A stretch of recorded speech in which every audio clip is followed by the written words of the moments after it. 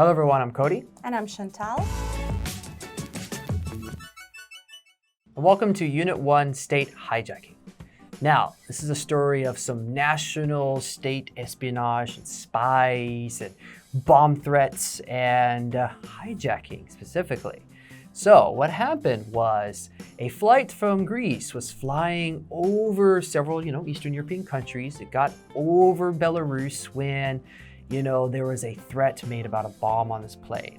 Now, what made this such a conspiracy and major situation was the president claimed a Belarus dissident was on board and that he was making a bomb threat. And this dissident actually was Roman Protasevich, and the Belarus president Alexander Lukashenko, he had been in power for a very long time. Now, Protasevich, he really was against this leadership, and which basically is kind of the last dictatorship of Europe, and created this channel to really promote anti-government messages, protesting about freedom, democracy, voting, etc.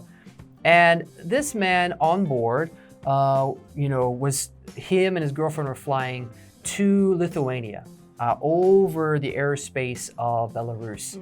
And under this brazen act, the country intercepted the airplane, forced it to land in Minsk, Belarus, which was kind of state-sponsored hijacking and really made the US and Europe very angry about the situation. Brazen. Brazen. What do you know about Belarus? Honestly, until this big event or whatever the situation can be called, not much. I know it's Eastern European. Yeah. But I have never really looked into it. I don't know anything about the history or nothing. Yeah.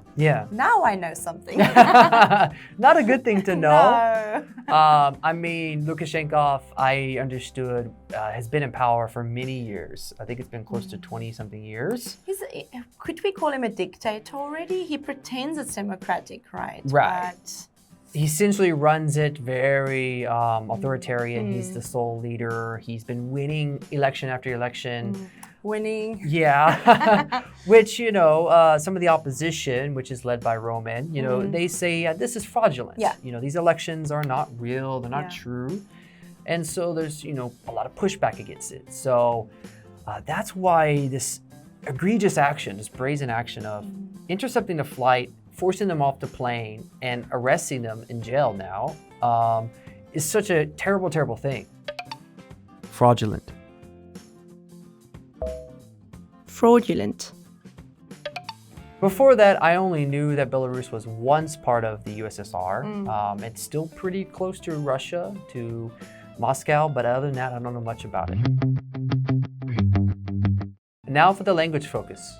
For the first one, there was not much choice but to. So for my example, there isn't much choice but to remain home during this pandemic. Next up is do whatever it takes to. For example, Jim will do whatever it takes to get that promotion. And that's it for the preview section. We'll see you on the review.